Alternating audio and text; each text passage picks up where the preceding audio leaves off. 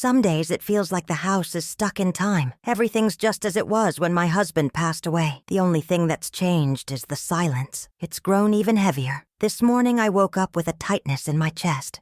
You know when a memory hits you out of nowhere. Uninvited, that's how it was. My name is Eleanor Grace Hamilton. I'm 76 years old, and I live in Charleston, South Carolina. I was born here, raised here, and I've spent most of my life pretending certain things never happened. But some things you can't pretend away. Some memories refuse to stay buried, no matter how deep you try to shove them down in your soul. This morning, while washing the breakfast dishes, I glanced out the window and saw the church at the end of the street. That little white church with the green windows, the same one where it all began. It's been over 50 years, but it feels like yesterday. Back then I was 18 and thought I knew everything about life. My father was a barber. My mother took in sewing. We didn't have much money, but we never went hungry either. I was an only child, raised with care, maybe too much care. My mother used to say a proper girl didn't wander the streets alone, that a decent woman married pure and went to Mass every Sunday in the same starched dress. We lived in a small wooden house with a porch and 2 windows facing the main street. I helped my mother with everything. I learned to cook early, to sew, on buttons to say yes ma'am and excuse me to everyone. I never complained. It was what was expected of me. Sundays, the town came to a standstill. It was the day to go to church, to put on the floral dress, dust talcum powder on my neck, and pin my hair back with a fresh clip. It was also the only day I let myself dream. I'd sit in the last pew and watch the colored light from the stained glass spill across the altar. I didn't catch every word the priest said, but I loved the sound of his voice echoing off the walls. It was beautiful, strong. That's when he arrived. The new priest, Thomas Bennett. Nobody knew much about him, just that he'd come from Savannah, that he was young, educated, and liked to play the piano. The first time he stepped up to the altar, every woman in town held her breath. He wasn't just handsome. He had a way of looking at you that made you squirm, like he could see what you kept hidden inside. I tried not to notice. I swear I did, but it was impossible. Every time he spoke, the world around me faded. My heart raced, my mouth went dry. I'd never felt anything like it before. And to be honest, I didn't even know you could feel like that. I started going to church more often. Sometimes I'd tell my mother I was going to pray. Other times I'd say I was helping clean up. Any excuse worked just to see him again, just to hear his voice up close. He always smiled when he saw me, a simple, polite smile. But to me, it was like the world stopped for a few seconds. We didn't say much to each other. Good morning. Miss Eleanor, peace be with you. God bless you. But every word he said stuck with me for days. I'd whisper them to myself at night, into my pillow, wondering if he thought of me too. Then one Monday morning, no Mass, no reason at all, we found ourselves alone in the church garden. I'd gone to drop off some bread for Mrs. June, who lived nearby and was sick. He was watering the plants. He greeted me with a smile and asked if I liked lilies. I said yes, that they were my mother's favorite. We stood there talking for a few minutes, about flowers, rain, books. It was light, quick, but it was enough for me to know it was too late. I was in love. It wasn't an ordinary love. It was a hidden, suffocating kind, the kind you can't tell anyone about. Not your best friend, not even God in your prayers, because he was a priest, and I was the good girl from a small town, daughter of a strict mother, raised to marry a decent man. But the heart doesn't follow rules. It goes where it wants. And back then, mine stopped listening to me. What came next was a path I couldn't turn back from, full of silence, guilt, and tears I kept to myself. But there was tenderness too, hope, and a kind of pain only someone who's loved in secret can understand. After that talk in the church garden, I wasn't the same. I tried to distract myself with chores, keeping my hands busy sewing or helping my mother in the kitchen. But everything felt colorless. The hours away from him dragged on, heavy and slow. When I knew I'd see him, my whole body braced itself, like it knew something big was coming. Most times, nothing happened. A glance, a smile, a word or two. But for me, that was enough. My mother started to notice the change. She'd ask why I was so quiet, if I was sick, if I'd fought with a friend. I'd give her a weak smile and say it was just tiredness, but the truth was, my heart was a storm, and I knew what I felt wasn't right.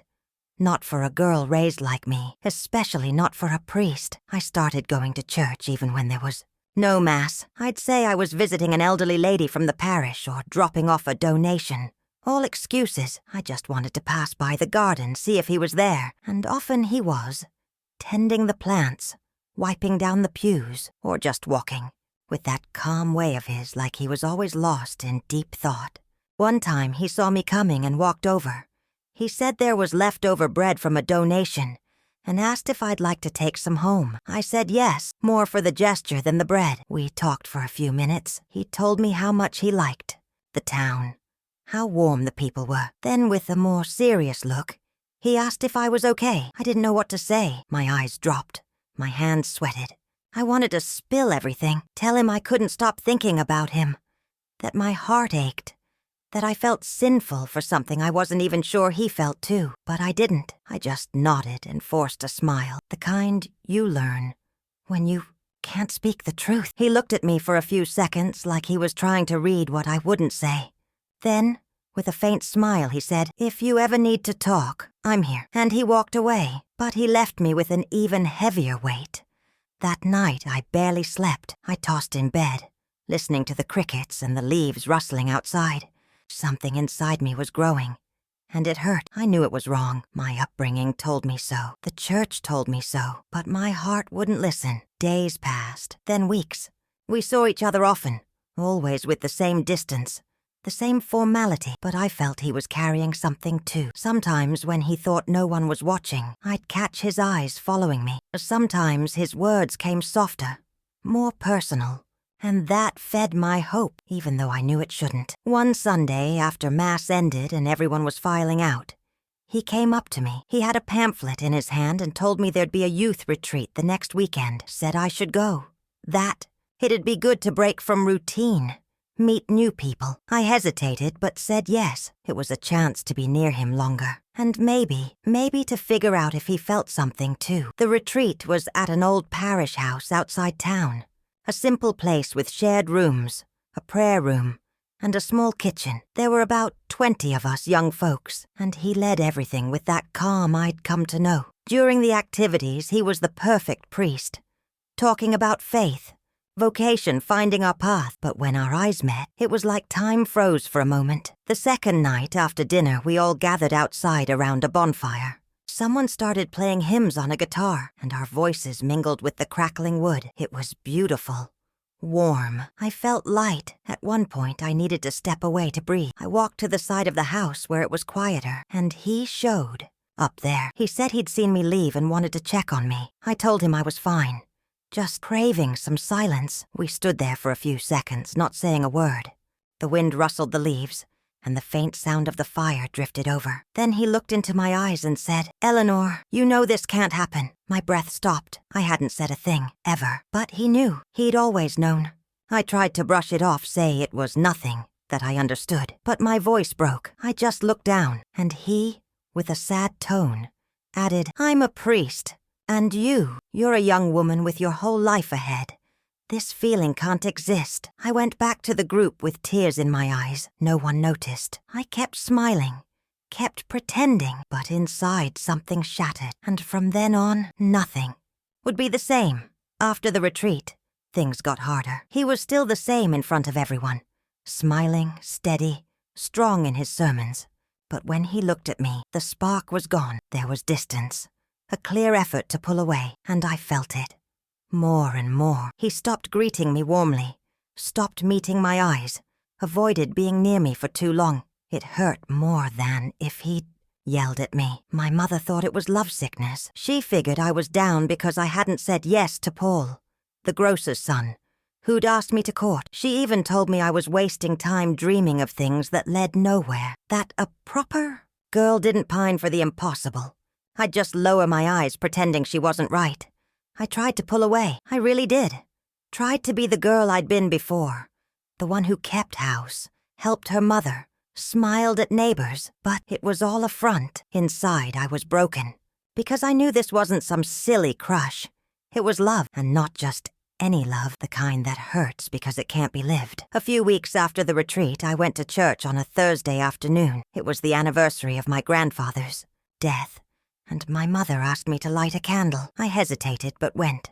The church was empty, silent. I stepped in slowly, breathing in that familiar smell of old wood and the flowers by the altar. I knelt in the last pew, said a quick prayer, and stayed there with my eyes closed, trying to find some peace. Then I heard footsteps. When I opened my eyes, he was there, off to the side of the altar, holding a book. He saw me, stopped. We looked at each other for a moment. Then he walked over slowly, like each step took effort. He sat beside me on the pew. The silence between us felt louder than any words. He spoke first, said he didn't want to hurt me, that he was trying to do what was right, that he prayed every night for God to take this feeling out of his heart. But he couldn't, no matter how hard he tried. I was there, in his thoughts, his prayers, his dreams. I started to cry, quietly, too tired to hide it. He took my hand, and in that touch, everything I'd held back came crashing down. I told him it wasn't a whim or a fantasy. I hadn't chosen to feel this. It was real, and it hurt. Every single day. He nodded, said he felt the same, that if he weren't a priest, if he hadn't taken his vows, his life would have been different. That afternoon we hugged right there in the last pew, and it was the first time he kissed me. A quiet, tense kiss, full of fear and longing all at once. It wasn't a movie kiss.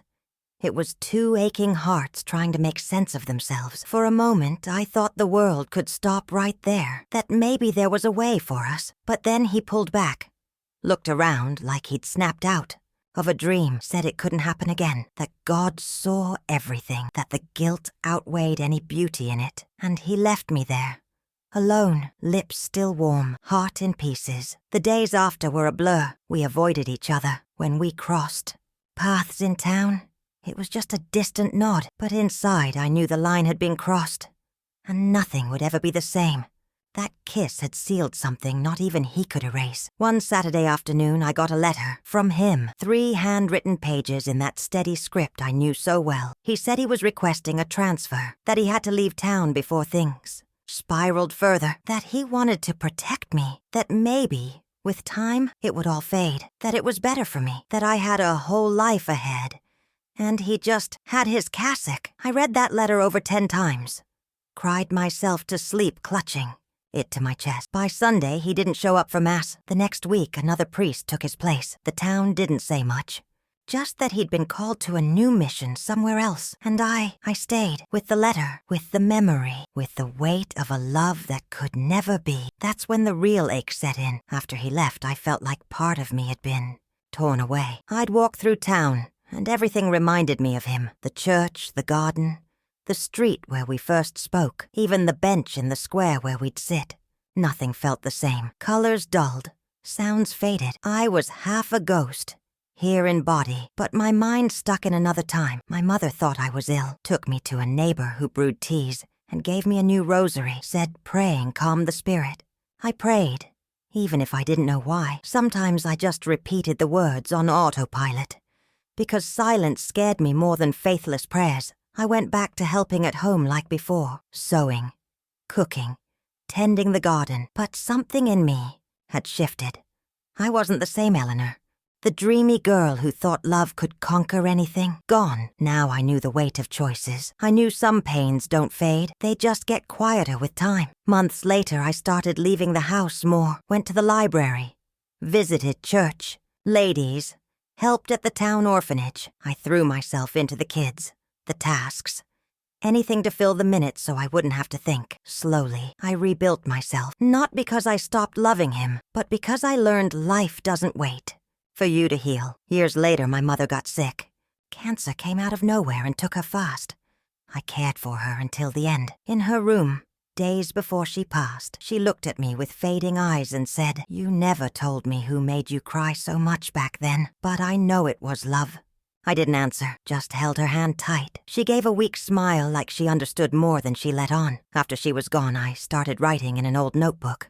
It was a way to talk to someone. I wrote about my days, my feelings, my memories. And I wrote about him, Most of all, not with anger, not with regret, but with a gentle longing, the kind you hold dear, even knowing it won't come back. That's when I started to see that some life stories don't end how we want. Some just pass through to teach us, mark us, change us, and even if they hurt, they leave something behind, a wiser gaze, a stronger heart. If you've stuck with me this far, listening to my story, maybe you've loved someone you couldn't have too.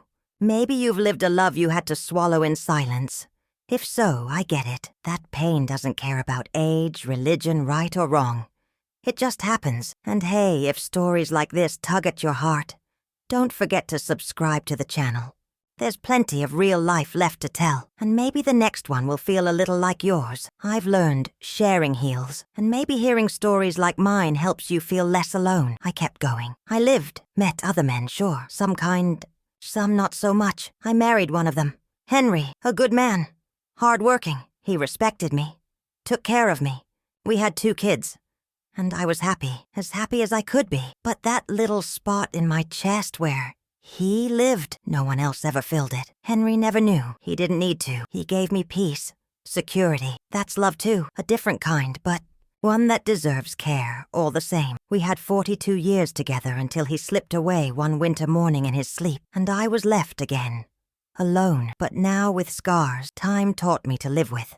Years later, digging through an old box of keepsakes, I found the letter, the one he wrote before leaving town. The paper yellowed, the ink faint but still bold. I read it like it was the first time, and I realized, even after everything, I never hated him. Not for leaving. Not for leaving me with so many questions, because real love is like that. It's knowing it won't always go your way. It's accepting that some stories are meant to stay in your heart. I accepted it, with time, with pain, with life. For years I tried not to think of him, thought I'd buried it all. That time would erase the memory. And for a while I managed, keeping house, raising my kids, being the wife they expected. It was a quiet life, no big thrills, but no big hurts either. Or so I told myself. But the past has a funny way of creeping back when you least expect it. For me, it came on an ordinary afternoon, one that felt like every other. I was sorting old papers in the back of my bedroom closet. Henry had been gone 2 years, and I was trying to clear out stuff that just collected dust. That's when I found a small wooden box. I'd forgotten it even existed. Inside, next to the letter I'd read 100 times, was an envelope I'd never opened. Another note from him, one I didn't know was there. My hand shook before I even tore it open. My heart raced like I was 18 again. I unfolded it slowly. It was short, handwritten, same script, but the words, they broke me apart. He said he'd come back to town 6 years later, just for a weekend. Passed by my house, saw my husband on the porch, and one of the boys playing in the yard. Said it hurt, but it also eased him, knowing I'd moved on. Him, he never really did. He wrote that, though he kept the cassock, he never felt whole again. He did his work, helped communities, said mass, baptized kids. But in every church he served, he never stopped wondering what could have been. At the end, he wrote, "If you ever find this, I just want you to know I never stopped loving you. It wasn't lack of love. It was fear, it was guilt, but the love, it stayed with me till the end." There, sitting on the bedroom floor with the letter in my hands and tears streaming down, I saw how deep that love had carved itself into my life. It wasn't just a memory, it was part of me, like a patch of skin that never healed right. That night, after reading it a dozen times, I stepped onto the porch. The sky was clear, stars everywhere, the breeze was soft, and everything felt still. That's when I understood. Even if you live other stories, some loves never leave you. They don't need to be here. They don't need to be spoken. They just are, and you learn to live with them. A few days later, I went back to the church. The same one, the one he served for such a short time, but holds a lifetime for me. I walked in slow, sat in my usual pew at the back. It was empty, like the old days. I prayed quietly, didn't ask for anything, just gave thanks. That prayer wasn't just for me. It was for him too, for what we lived, for the love we felt, for the pain we carried, for everything that could have been, but wasn't. On my way out, I passed the garden. The flowers were different now, new colors, new scents. But I closed my eyes, and for a second it felt like he was there, like time had rewound. And in that fleeting moment I smiled.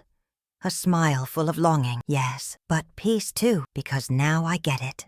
Some stories don't need a happy ending to matter. They are what they are, with a beginning, a middle, and the end life allowed. And even though we didn't live all we wanted, what we had was real. It was ours, and no one can ever take that from me. After that last visit to the church, something in me shifted. It wasn't like the pain vanished or I forgot everything overnight. No, but I started carrying the memory with a different weight, a lighter one. Like by accepting it was part of me, I'd stopped fighting it. For years I kept that new letter with the first one. Every so often I'd read them again, just to remind myself it wasn't all in my head, that it really happened. Because time can trick you into doubting what you lived. And for me, it was always so hidden. So quiet, with no witnesses, like a love without proof. But those letters were my evidence. It wasn't just a young girl's imagination. Over time, I started sharing bits of the story with a few people. First with my older sister one autumn afternoon, over coffee on the porch. She listened silently. When I finished, she just said, "Now I understand a lot," and hugged me. Years later, I told my daughter too, when she was grown and had her own heartbreaks. She cried with me, said that even without knowing him, she respected that man, because it's easy to judge but hard to grasp what it's like to love someone and let them go. Little by little, I realized my story wasn't one of a kind. Other women had lived hidden, forbidden, aching loves too. Some because of religion, some because of distance, some because of family. Others, like me, because of a choice that couldn't be undone. And every time someone shared something similar, I felt less alone. Even after all these years, I still dream of him sometimes. Not often, but when I do, it's always the same. We're sitting on that bench in the square, like our first real talk. He looks at me, smiles and says, "Eleanor, you okay?" And I say yes, and it's true. Because in that memory-made moment, I really am. My husband, Henry, was a good man. I never doubted that. He deserved all my respect. He gave me a steady life. Kids, grandkids, a solid home. I'll never say I was unhappy. But there's a difference between peace and passion. And if you've known both, you know what I mean. Passion has a smell, a sound, a color. It consumes. It hurts. Keeps you up at night. Peace, though, it soothes. It holds you up, wraps around you. Sometimes you need the second to survive, losing the first. Now, with my grandkids grown, the house quieter than ever, and my hair all white, I look back with a mix of nostalgia and gratitude. Not because it was all easy, far from it, but because I felt something so real, even if just for a while, even if it was secret, even if it ended before it began. Some days when the sky's a little gray and the wind picks up, I sit on the porch with a blanket over my lap and let the memories come. It doesn't hurt like it used to. Now it's just a recollection, one you look at and think, it was beautiful, even if it was hard. Life taught me not every love needs to be lived to the end. Some just need to exist, and this one did. That's enough for me. There are mornings I wake up wondering, would it all be different if he'd stayed? But then I take a deep breath and remember, life isn't built on ifs. It's built on what we lived, what we learned, what we felt, even when we couldn't say it out loud. Today, I look at my time-worn hands, the old photos scattered across the living room table, and see that every line, every wrinkle, every memory carries a piece of my story. And though it had tough chapters, it had beauty too. Real feeling, love, even if it stayed hidden. Sometimes I wonder what he'd be like now. Did he age with those gray streaks he had so young? Is he still in some small church, surrounded by simple folks like us? Did he think of me when he saw white lilies, like the ones he tended in the church garden? Maybe, maybe not. But the truth is, it doesn't matter as much anymore, because loving someone isn't about owning them. It's about honoring the memory, even when it can only live in silence. The other day, my granddaughter asked if I'd ever been truly in love. She's 16, just starting to figure out the world, full of questions and curiosity. I smiled and said yes. She looked surprised and asked, "Was it Grandpa?" I said yes, but also someone before him. She went quiet for a moment, then said, "It must have been beautiful." I nodded and said, "It was, beautiful and hard." She didn't need more than that. Some things you only get with time, and I hope she learns one day, too, that real love isn't always simple, isn't always easy, doesn't always stay, but it's still worth it. If you've made it this far, something in you connected with this story. Maybe you're holding on to a feeling no one else knows. Maybe you're living something you can't tell a soul. If that's you, I just want to say you're not alone. Every now and then life hands us loves that aren't meant to last, but are meant to teach. They show us who we are, what we feel, what we can bear. They reveal our strength and our fragility. And that's all part of who we become. Don't be ashamed of your story.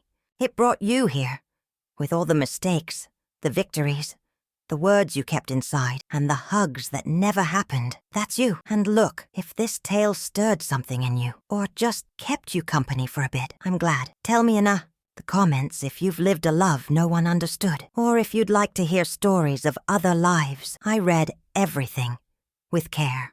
Who knows? Maybe the next story on the channel comes from a piece of yours. Oh, and if you haven't subscribed yet, now's a good time. You'll find real stories here, from regular folks like you and me. Stories that move you, make you think, and sometimes help heal what you didn't even know still hurt.